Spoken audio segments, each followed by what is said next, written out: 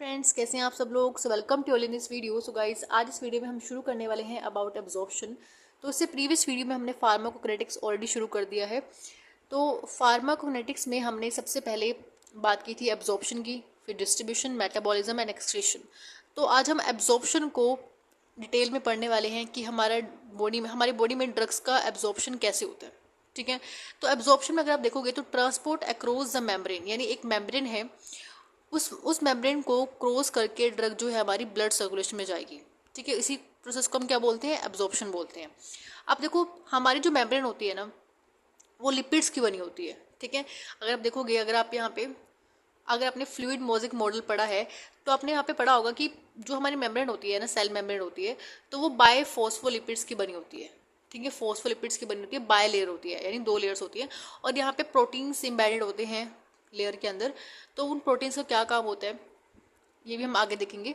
But main point हमारा क्या है कि जो हमारी लेयर होती है, जैसे ये लेयर है, ये लेयर जो है आपकी लिपिड्स की बनी है। तो यहाँ से वही ड्रग पास कर जाएगी जो लिपिड की बनी होगी, जो लिपिड सोल्यूबल ड्रग होगी, वही यहाँ पे इजीली क्रॉस कर सकती है।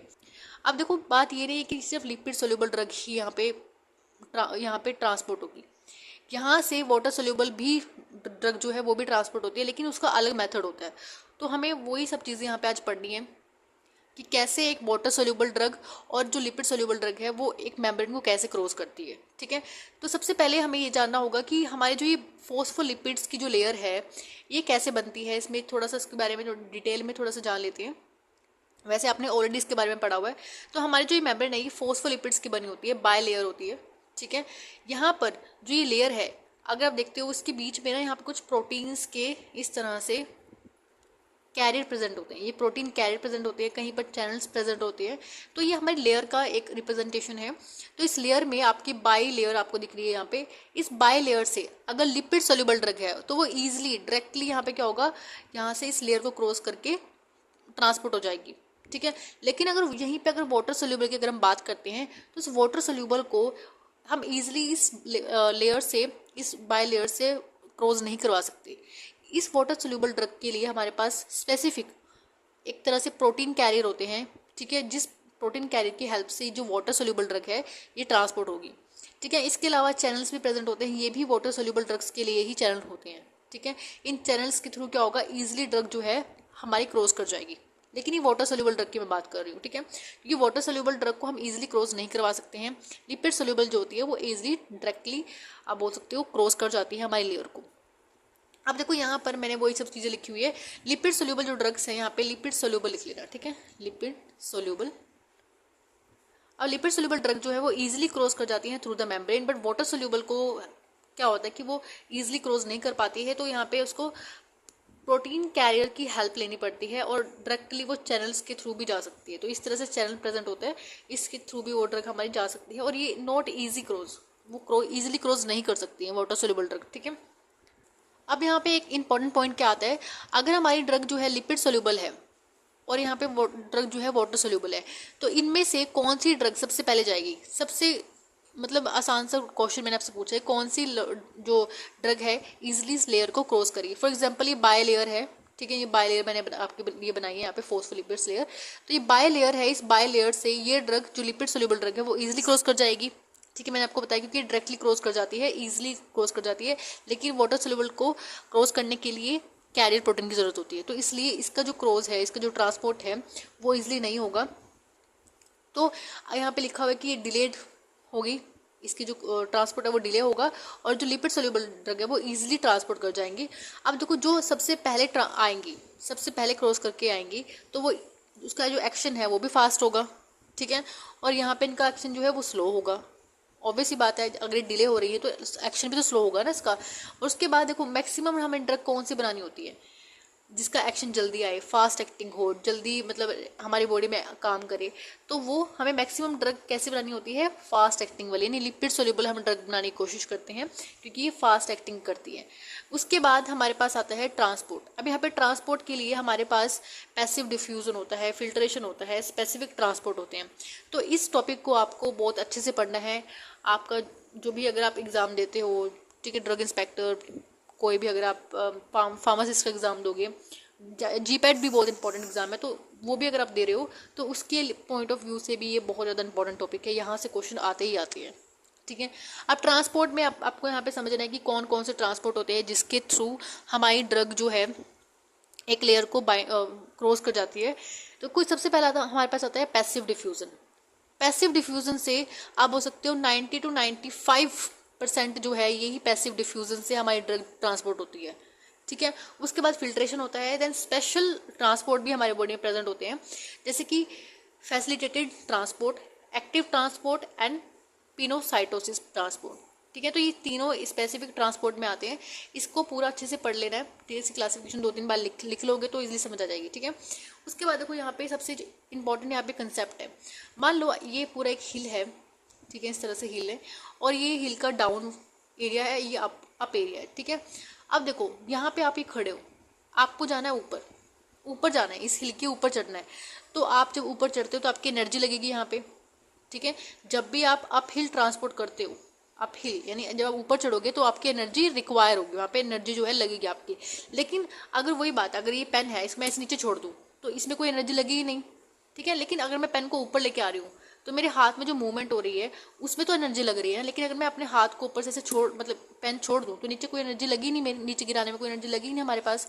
तो यहाँ पे जो डाउन हिल है, डाउन हिल में जब भी हम नीचे अगर आपको आना है तो कोई एनर्जी की रिक्वायरमेंट नहीं होगी। तो वही प्रोसेस है यहाँ पर, अगर आप हिल आप जा रहे हो तो यहाँ पे एनर्जी आपको रिक्वायर होगी। मैं आपको सिर्फ आपको एग्जांपल दे रही हूँ। ठीक है, अगर आपको पहाड़ पे चढ़ना है तो आपको एनर्जी की रिक्वायरमेंट होगी, लेकिन अगर किसको पहाड़ से धक्का दे दो तो क्या एनर्जी की रिक्वायरमेंट होगी? वो तो डाउनफॉल चला जाएगा ग्रेविटी के बिहाव पे, ग्रेविटी यहाँ पे काम करेगी ना, तो वहाँ पे कोई एनर्जी की जरूरत होगी ही नहीं। ठीक है, तो यहाँ पर डाउन हिल जब बंदा आता है, नीचे आता है कोई भी चीज़, ठीक है, तो वहाँ पे नो एनर्जी की रिक्वायरमेंट।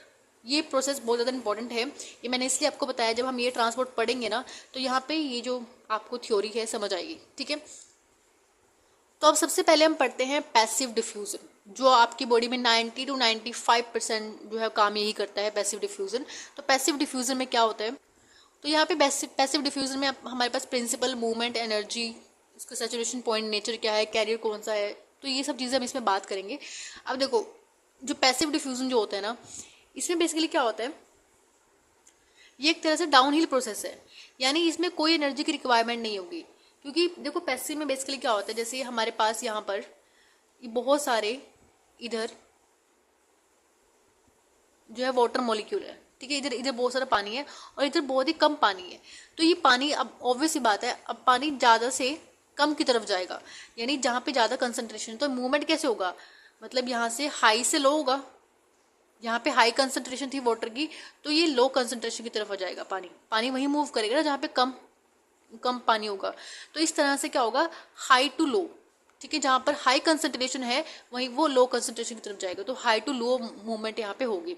अब देखो ये प्रोसेस जो है यहाँ पर, ये डाउन हिल का प्रोसेस भी फॉलो करता है। अब देखो कैसे फॉलो करता है, अगर डाउन हिल यानी ऊपर से हमने पेन छोड़ दिया तो ये डाउन हिल हो गया, तो यहाँ पे कोई एनर्जी की रिक्वायरमेंट नहीं लगी। ठीक है, तो कौन सा प्रिंसिपल यहाँ पे काम कर रहा है, डाउन हिल ट्रांसपोर्ट यहाँ पे काम कर रहा है। और देखो यहाँ पे बेसिकली कैसे होता है, अब प्रिंसिपल मैंने आपको बताया कि डाउन हिल ट्रांसपोर्ट है। मूवमेंट कैसे होगी, यहाँ पे टूवर्ड द कंसंट्रेशन ग्रेडियंट, यानी अगर इस तरफ कंसंट्रेशन अगर ज़्यादा है हमारे पास तो वो कंसंट्रेशन लो की तरफ मूव करेगी, तो यानी हाई टू लो, तो यहाँ पे from high to low concentration की तरफ यहाँ पे ग्रेडियंट जो है मूव करेगा। उसके बाद जो एनर्जी की कोई रिक्वायरमेंट है ही नहीं है। ठीक है, क्योंकि यहाँ पर क्या हो रहा है, डाउन हिल ट्रांसपोर्ट हो रहा है। ठीक है, उसके बाद नेचर अगर हम बात करते हैं यहाँ से, देखो अब सबसे इंपॉर्टेंट बात क्या है कि अगर आपकी लेयर है, ये लेयर है, बायोलिपिड लेयर है, ये आपकी लिपिड सोल्यूबल ड्रग है, लिपिड सोल्यूबल ड्रग। ठीक है, ये लिपिड सोल्यूबल ड्रग जो है इस बायोलिपिड लेयर को इजीली क्रॉस कर सकती है, लेकिन यहीं पर अगर वाटर सोल्यूबल ड्रग होती है तो वो इजीली क्रॉस ना कर पाती, क्योंकि उसके लिए तो अलग कैरियर ट्रांसपोर्ट की जरूरत होती है ना वाटर सोल्यूबल ड्रग के लिए। Lipid soluble drug easily cross कर जाती है बायो लेयर को। ठीक है, और तभी ये फास्ट एक्टिंग शो करती है यहाँ पे। तो यहाँ पे लिखा हुआ है कि जो नेचर है, only lipid soluble drugs can cross through this mechanism. उसके बाद यहाँ पे मुझे एक बात बताओ, मैंने आपको बताया था कि जो लिपिड सोल्यूबल ड्रग होती है उसके लिए किसी भी तरह की कैरियर की जरूरत नहीं होती है, क्योंकि लिपिड सोल्यूबल ड्रग जो है वो लिपिड फॉर्म में है और जो लेयर है वो भी लिपिड की है, तो ईजिली वो क्या कर जाती है, क्रॉस कर जाएगी लेयर को।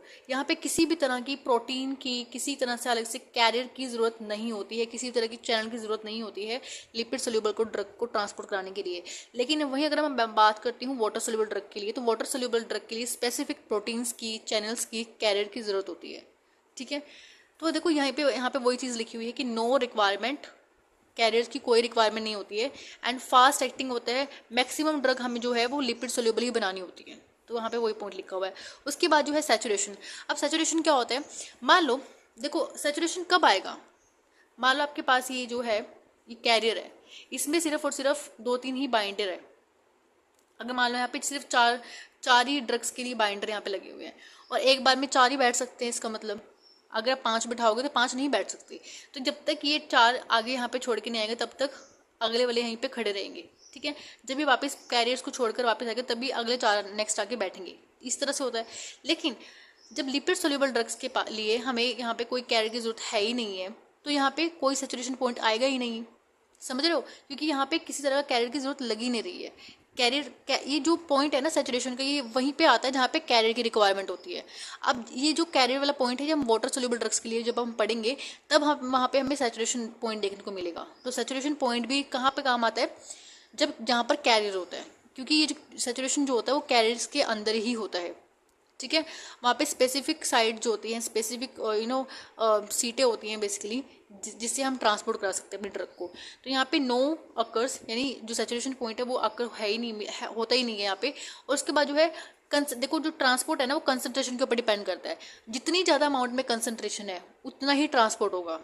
ठीक है, अगर मान लो कि यहाँ पे मैंने आपको बताया कि यहाँ पे कंसंट्रेशन ज़्यादा है, तो उतना, अगर यहाँ पे कंसंट्रेशन और ज़्यादा हो जाता है ना तो उतना ही यहाँ पे ट्रांसपोर्ट होता।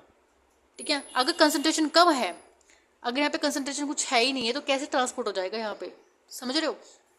उसके बाद देखो यहाँ पे सबसे इंपॉर्टेंट पॉइंट क्या लिखा हुआ है, protein inhibitor drugs are not use. जो अब देखो प्रोटीन इनहिबिटर क्या होता है, कैरियर किसके बने होते हैं, कैरियर जो है वो प्रोटीन्स के बने होते हैं। मैंने आपको बताया था कि प्रोटीन कैरियर्स, शुरू में मैंने आपको बताया था प्रोटीन कैरियर, यानी प्रोटीन को इनहिबिट करने वाला, यानी इन कैरियर्स को इनहिबिट करने वाला, प्रोटीन कैरियर को इनहिबिट करने वाला। अब यहाँ पे इसने बोला कि कोई यूज़ ही नहीं है इनका।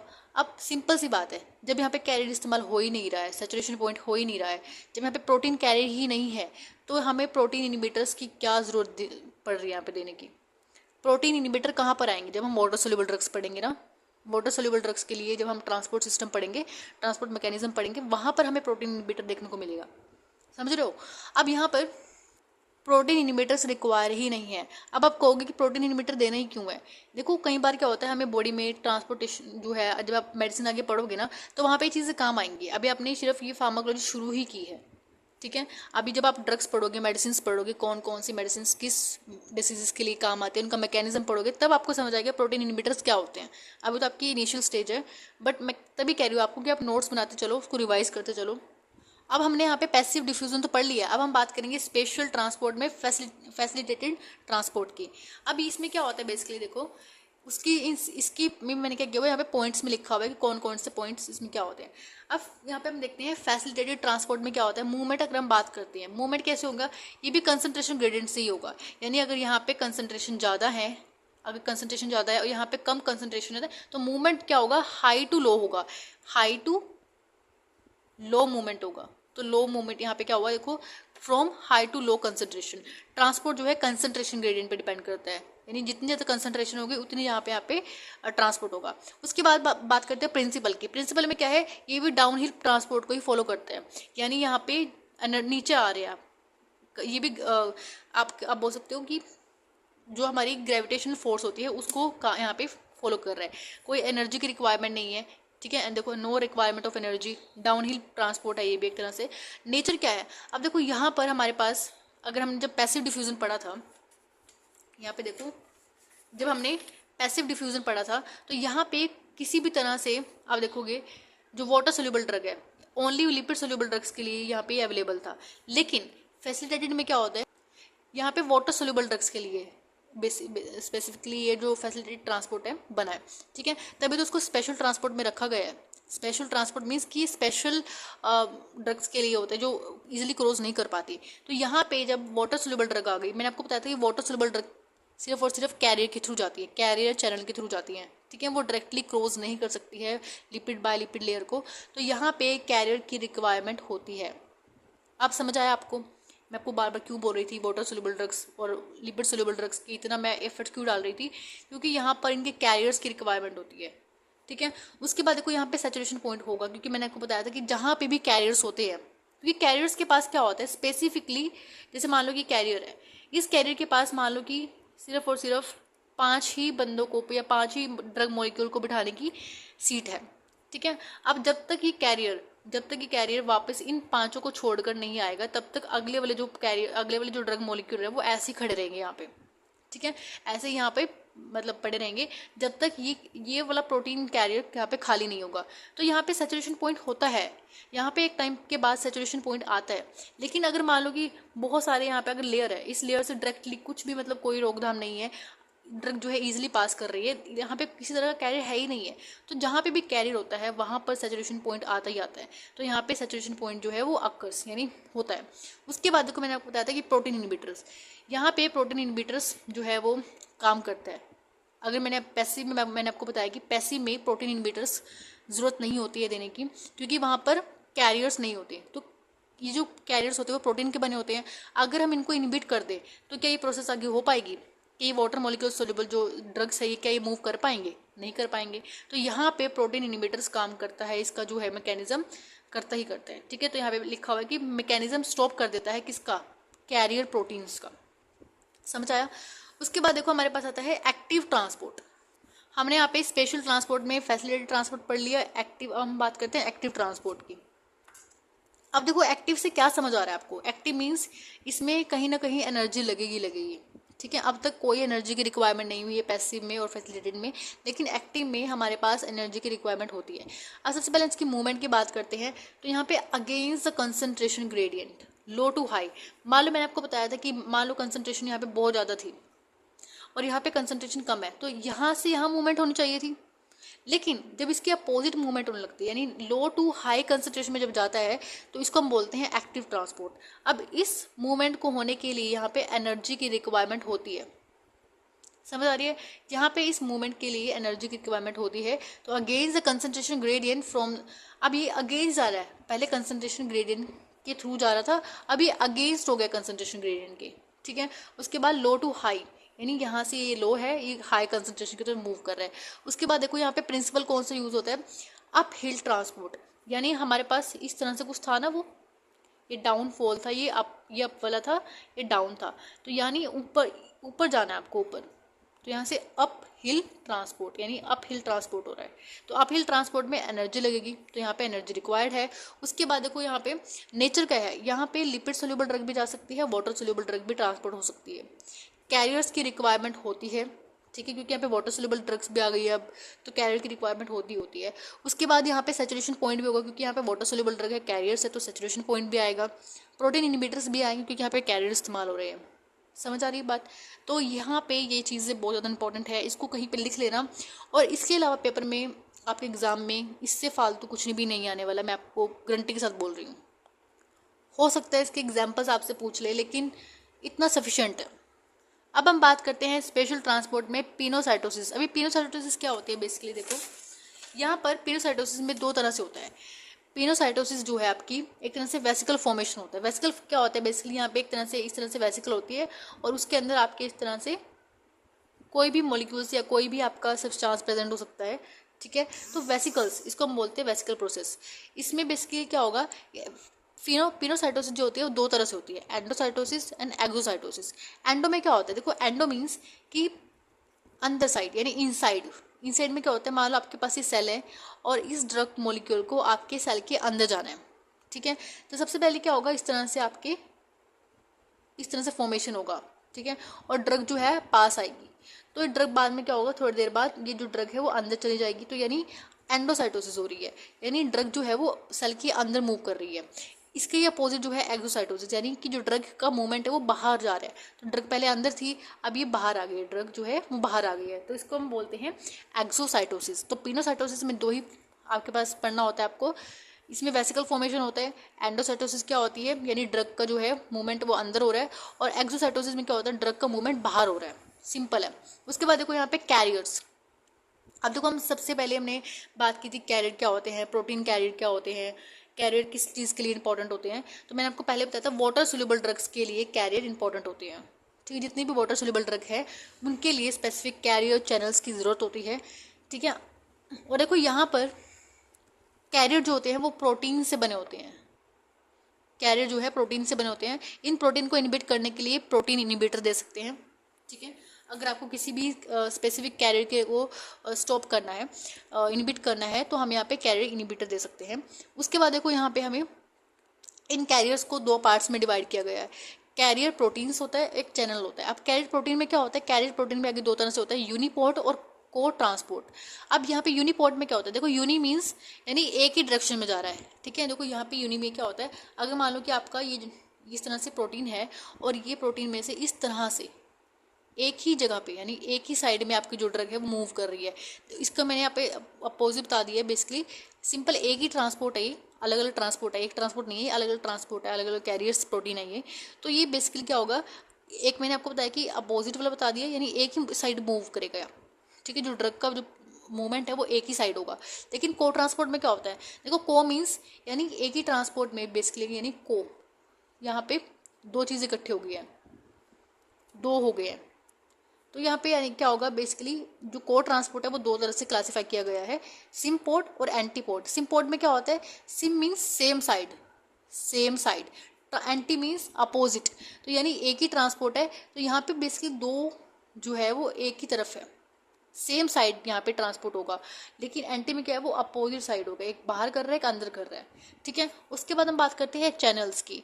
अब चैनल्स भी बेसिकली किस लिए काम करते हैं, ये भी आपका वाटर सोल्यूबल ड्रग्स के लिए होता है। ठीक है, अब हम बात करते हैं कि प्रोटीन और चैनल में डिफरेंट क्या है, इसमें इन दोनों में डिफरेंस क्या है, कि प्रोटीन और चैनल इतना डिफरेंस क्यों है, तो वो भी हम देखते हैं। तो सबसे पहले हम जानते हैं कि चैनल्स क्या होते हैं। चैनल्स बेसिकली ये ओपन और fast as compare to the carriers, यानी चैनल्स बेसिकली हमेशा ओपन रहते हैं। इनमें ऐसा नहीं है कि आपको अगर मान लो यहाँ पे चैनल्स बेसिकली जैसे sodium potassium calcium ion channels होते हैं ना, सोडियम पोटेशियम कैल्शियम के लिए, तो ये बेसिकली इन चैनल्स के थ्रू ये सोडियम पोटेशियम कैल्शियम जितने भी आयन्स है ये मूव कर सकते हैं, और ये हमेशा ओपन रहते हैं, ओपनिंग होती है इनकी, और ये फास्ट होते हैं as compare to carrier. Carrier को क्या करना होता है, कैरियर को अपना ड्रग जो अपने ऊपर रखना होता है, मतलब वहाँ पे जो साइट्स होते हैं स्पेसिफिक, तो उसके ऊपर वहाँ पे ड्रग्स जो है वो बाइंड करेंगी, देन उसको फिर मूवमेंट होगा, मूवमेंट होने के बाद वो ड्रग जो है ट्रांसपोर्ट होंगे। लेकिन चैनल में क्या है कि यहाँ से अंदर आओ और एकदम से चले जाओ। ठीक है, तो यानी फास्ट है, ये फास्ट प्रोसेस है एज़ कम्पेयर टू कैरियर। देखो कैरियर में क्या होता है, देखो मैंने बताया आपको, यहाँ पे इस तरह से ड्रग को जो है आना पड़ता है घूम फिर के। लेकिन चैनल में क्या होता है, चैनल में डायरेक्ट यहाँ पे चैनल्स बने हैं, जैसे पाइप होता है ना, पाइप उस तरह चैनल बने होते हैं, तो यहाँ पे फास्ट एक्टिंग होता है ये एज़ कम्पेयर टू कैरियर। अब आयन चैनल में क्या होता है, आयन चैनल जैसे ये सेल है आपके पास, तो इस तरह से चैनल बने होते हैं, सोडियम पोटेशियम कैल्शियम के लिए अलग अलग आयन चैनल्स होते हैं। तो बेसिकली क्या होता है, for ion transport sodium potassium calcium, इस तरह के लिए चैनल होते हैं। अब ये चैनल जो है ना दो तरह से होते हैं, अप गेटेड आयन चैनल और गेटेड आयन चैनल। अब गेटेड आयन चैनल में क्या होता है, यानी ऑलवेज ओपन, ये हमेशा ओपन रहते हैं। लेकिन गेट में क्या होता है, मान लो आपके घर पे गेट लगा हुआ है, आपकी मर्जी है आप गेट को बंद करो या खोलो, वो आपकी मर्जी है ना। गेट मीन्स वो ओपन भी हो सकता है क्लोज भी हो सकता है। लेकिन अब गेटेड में क्या होता है, ऑलवेज रिमेन ओपन, जो आपका चैनल है वो हमेशा ओपन रहेगा, और यहाँ पे ड्रग जो भी आयंस वगैरह वो मूवमेंट होता रहेगा। अब गेटेड चैनल में क्या होता है, अब मान लो कि आपके घर में, मैं आपको सिर्फ एग्जांपल दे रही हूँ यहाँ पे, ठीक है। अब देखो यहाँ पे क्या होता है, गेटेड चैनल में क्या होता है, ये आपका चैनल जो है वो ओपन भी रह सकता है क्लोज भी रह सकता है, डिपेंडिंग अपॉन द सेल। ठीक है, उसके बाद देखो, अब मान लो कई बार क्या होता है, आपने देखा होगा कि कहीं कहीं जगह पे जो गेट होते हैं वो इलेक्ट्रिक गेट लगे होते हैं, इलेक्ट्रिसिटी से खुलते हैं, ऑटोमेटिक गेट आपने देखा होगा। ठीक है, तो यहाँ पे क्या होता है, इलेक्ट्रिक जो बेसिकली इलेक्ट्रिकल इम्पल्स से चलते हैं गेट। ठीक है, यहाँ पे इलेक्ट्रिकल इम्पल्स आता है और वोल्टेज गेटेड आयन चैनल यहाँ पे ओपन हो जाती है। ठीक है, और यहाँ पे अगर मान लो कि कोई ऐसा चैनल है जो केमिकल के थ्रू यहाँ पे ओपन हो रहा है, अगर यहाँ पे केमिकल आएगा, केमिकल चैनल से बाइंड करेगा, चैनल के थ्रू जाएगा, और वहाँ पे लिगेंड गेटेड आयन चैनल है यहाँ पे फॉलो होगा। ठीक है, अगर कोई भी केमिकल किसी चैनल को ओपन कर रहा है, चैनल को यानी क्लोज कर रहा है, ओपन कर रहा है, तो यहाँ पर लिगेंड गेटेड आयन चैनल उसको हम बोलेंगे। अगर वो इलेक्ट्रिक इम्पल्स से शुरू हो रहा है, इलेक्ट्रिक इम्पल्स से उसका जो भी ओपनिंग या क्लोजिंग हो रही है, तो वोल्टेज गेटेड आयन चैनल हम उसको बोलते हैं। ठीक है, अब हम थोड़ा सा कैरियर के बारे में भी जान लेते हैं, कैरियर क्या होता है। चरण हमने देख लिया है, चरण में डायरेक्टली जो ड्रग है वो मूव कर जाती है, आपके आयंस है वो इजीली मूव कर जाते हैं। लेकिन कैरियर्स में बेसिकली क्या होता है, अब कैरियर्स भी मैंने आपको बताया था दो तरह से होते हैं, फैसिलिटेटेड ट्रांसपोर्ट और एक्टिव ट्रांसपोर्ट। ठीक है, अब फैसिलिटेटेड ट्रांसपोर्ट में बेसिकली क्या होता है, मान लो ये हमारे पास क्या है, कैरियर है इस तरह से, ये कैरियर में यहाँ पे ड्रग है, जो ये ड्रग ट्रांसपोर्ट होना चाहती है इस साइड। तो यहाँ पे इस ड्रग को ट्रांसपोर्ट होने के लिए, इस जगह पे ट्रांसपोर्ट होने के लिए इस ड्रग को क्या करना पड़ेगा, यहाँ पे ये जो प्रोटीन की कैरियर्स हैं, यहाँ पे ड्रग आएगी, बाइंड करेगी। ठीक है, यहाँ पे हमारे पास क्या होता है, ये लिंकेज होती है फॉस्फेट की, इसकी ब्रेकडाउन होगी तो क्या होगा, इस तरह से जो ड्रग है वो मूव होते होते इस तरह से यहाँ पे ट्रांसपोर्ट हो जाएगी। ठीक है, दोबारा से जो ये आपका प्रोटीन कैरियर है उसी शेप में वापस आ जाएगा। ठीक है, तो इसको यहाँ पे क्या करना पड़ा है, यहाँ पे कोई किसी भी तरह से कैरियर की मूवमेंट नहीं हुई है, तो कैरियर वहीं का वहीं था, सिर्फ इसने ड्रग को ऐसे आगे धकेला है, जो बॉन्ड होते हैं उसको, बॉन्ड को तोड़ के इसका जो मूवमेंट है ड्रग का वो आगे हुआ है। ठीक है, तो मूवमेंट नॉट अकर्स, ठीक है, कोई मूवमेंट नहीं हुई है इन कैरियर प्रोटीन्स में। अकर्स प्रोटीन मतलब प्रोटीन्स में ये जो मूवमेंट है किसी भी तरह की मूवमेंट नहीं हुई है। ठीक है, उसके बाद हम बात करते हैं एक्टिव ट्रांसपोर्ट में। एक्टिव ट्रांसपोर्ट में क्या होता है, मूवमेंट होती है, जो आपके कैरियर प्रोटीन होते हैं उनकी मूवमेंट होती है। अब मान लो कि आपके पास ये कैरियर था, अब इस एक कैरियर आराम से बैठा हुआ है, बिल्कुल शांत बैठा हुआ है। ठीक है, अब हम क्या करेंगे, इसको एक्टिवेट करेंगे। ये एक्टिवेट होगा किस चीज़ से, जहाँ पे भी फॉस्फोराइलेशन आ जाए, याद रखना, जहाँ पे भी आगे आप पढ़ोगे फार्माकोलॉजी, जहाँ पे आपको फॉस्फोराइलेशन देखने को मिल जाती है, इट मीन्स कि वहाँ पर एनर्जी लगा करके, अगर हम इसको एनर्जी देंगे, एक्टिव कब होगा, जब इसको एनर्जी देंगे, तो एनर्जी कहाँ से मिलेगी, फॉस्फोराइलेशन से एनर्जी मिलती है। तो जब हम इसमें फॉस्फोराइलेशन करवाएंगे तो ये एक्टिव हो जाएगा। ठीक है, अब ये एक्टिव हो गया, अब यहाँ पे क्या आएगी, ड्रग्स इससे बाइंड करेगी, एक्टिव ट्रांसपोर्ट से, एक्टिव जो ये कैरियर प्रोटीन ट्रांसपोर्ट है, ये जब इससे ड्रग बाइंड करेगी तो आगे जाके ये ड्रग क्या करेगी, अभी बाइंड हो गई है, अब इसको क्या करना है, इस ड्रग को छोड़ना है, डिटैच करना है इसमें, तो इसमें दोबारा से डीफॉस्फोराइलेशन करा दो, इसको दोबारा से रेस्ट पे रहने दो।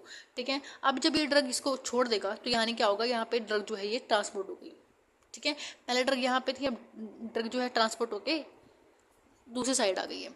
ठीक है, तो यहाँ पे जो है आपका प्रोटीन जो है कैरियर प्रोटीन, उसने मूवमेंट किया है, तो पहले प्रोटीन यहाँ पे था, उसके बाद प्रोटीन यहाँ पे घूम के फिर वापस यहीं पे आ गया। ठीक है, तो इस तरह से इसने यहाँ पे ट्रांसपोर्ट किया है, यानी मूवमेंट हुआ है, कैरियर प्रोटीन में मूवमेंट होता है। तो यही इनमें डिफरेंस है, फैसिलिटेटेड जो ट्रांसपोर्ट होता है और एक्टिव ट्रांसपोर्ट है, ये सबसे मेन यहाँ पे इंपॉर्टेंट हो जाता है। ठीक है, अब यहाँ पे देखो, हमने बुक में मैं आपको थोड़ा दिखा देती हूँ, फार्माकोकिनेटिक्स के बारे में दिया है। फार्माकोकिनेटिक्स क्या होती है, what body does to the drug, यानी हमारी बॉडी ड्रग के साथ क्या कर रही है, अब्जॉर्प्शन, डिस्ट्रीब्यूशन, मेटाबॉलिज्म, एक्सक्रीशन, यही चीज़ें करती है। ठीक है, अब देखो यहाँ पे जो है एक तरह से quantitative study of drug movement in through and out of the body. ठीक है, उसके बाद देखो यहाँ पे ट्रांसपोर्ट मैकेनिज्म होता है required in the active transport. यहाँ पे मैंने आपको बताया कि ट्रांसपोर्ट मैकेनिज्म होते हैं, ट्रांसपोर्ट के लिए स्पेसिफिक कैरियर प्रोटीन्स होते हैं जिसके थ्रू हमारी ड्रग जो है वो ट्रांसपोर्ट होती है। नेक्स्ट हमारे देखो यहाँ पे एंडोसाइटोसिस और एक्सोसाइटोसिस, मैंने आपको इसके बारे में बताया है। एंडोमीन्स क्या होता है, यानी ड्रग का मूवमेंट जब इनसाइड हो रहा है, इनसाइड सेल। ठीक है, यहाँ पे स्मॉल वेसिकल्स का फॉर्मेशन होता है, और यहाँ पे क्या होता है, एक्सोसाइटोसिस में बाहर जाती है, मूवमेंट जो है वो बाहर की तरफ होता है। उसके बाद देखो यहाँ पे टाइप ऑफ मेम्ब्रेन ट्रांसपोर्ट में क्या होता है, पैसिव डिफ्यूजन पर मैंने आपको बताया, फैसिलिटेटेड में बताया, एक्टिव ट्रांसपोर्ट के बारे में बताया, इससे ज़्यादा ही मैंने आपको बता दिया, यहाँ पे लिखा हुआ है जो भी यहाँ पे, इससे ज़्यादा ही मैंने आपको बताया। अब हमने यहाँ पे सारा जो भी ट्रांसपोर्ट का सिस्टम था, ट्रांसपोर्ट का मैकेनिज्म क्या होता है, कैसे इस्तेमाल होता है, सब हमने पढ़ लिया है। अब हम देखते हैं कि यहाँ पे जो पीएच है उसका एब्जॉर्प्शन पे क्या असर पड़ता है, role of pH in absorption of drug. ठीक है, अगर आपके ड्रग को एब्जॉर्ब होना है तो पीएच का क्या रोल होता है। वैसे मैंने आपको पहले बता दिया है कि पीएच कितने मायने रखती है। ठीक है, अगर आपने पहली वीडियो देखी है तो यहाँ पे हेंडरसन हेजलबर्ग इक्वेशन आपने पढ़ी होगी। ये जो इक्वेशन है ना, बेसिकली ये 4 से 10 पीएच पे ही काम करती है। ये जो पॉइंट याद रखना, 4 से 10 पॉइंट पे ही, 10 पीएच पे ही यहाँ पे काम करेगी।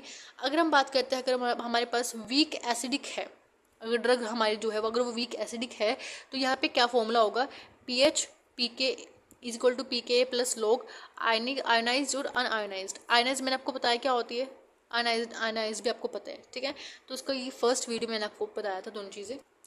नेक्स्ट हम बात करते हैं वीक बेसिक क्या होता है, इसका ही अपोजिट होता है बेसिकली। यहाँ पे pH is equal to pK plus log unionized और आयनाइज्ड। ठीक है, यहाँ पे पीके का मतलब क्या होता है, यानी अगर हमारे पास पीके, जो बेसिकली मैं आपको बता रही हूँ, पीके में क्या होता है कि अगर हमारे पास पीएच अगर हमारी पीएच में क्या होता है 50% आयनाइज्ड हो ड्रग और 50% अनआयनाइज्ड होती है तो उसको हम बोलते हैं पीके। ठीक है, पीकेए जो होती है वो 50% आयनाइज्ड और 50% अनआयनाइज्ड होती है। अब मैंने आपको बताया कि आयनाइज्ड क्या होती है, पोलर, हाइड्रोफिलिक, ये सारे के सारे वाटर सोल्यूबल का ही अलग से नाम है, वाटर सोल्यूबल ड्रग्स का। और अनआयनाइज्ड, नॉन पोलर और लिपोफिलिक जो है ये लिपिड सोल्यूबल ड्रग्स का नाम होता है। अब हम बात करते हैं कौन कौन से फैक्टर्स हैं जो एब्जॉर्प्शन को इफेक्ट करते हैं।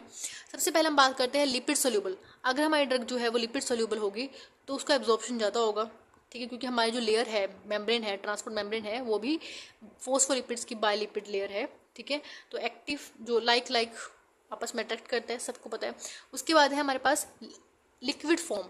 अगर हमारी ड्रग लिक्विड फॉर्म में होगी, एक मान लो ड्रग आपके पास सॉलिड फॉर्म में, एक है लिक्विड फॉर्म में, तो सबसे पहले एब्जॉर्प्शन किसका होगा? ऑब्वियस ही बात है लिक्विड फॉर्म का ही होगा। सरफेस एरिया अगर ज़्यादा होगा तो हमेशा याद रखना, जब भी सरफेस एरिया ज़्यादा होता है तो एब्जॉर्प्शन भी ज़्यादा होता है। ठीक है, अनआयनाइज्ड अगर हमारे पास ड्रग होगी तो उसका एब्जॉर्प्शन ज़्यादा होगा।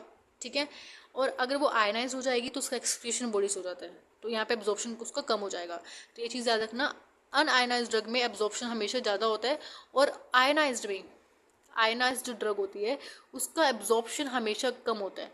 फैटी अगर पर्सन है तो भी उसका एब्जॉर्प्शन जो है ज़्यादा होगा। ठीक है, तो ये कुछ तरह से कुछ फैक्टर अफेक्टिंग्स हैं जो आपको याद रखना है।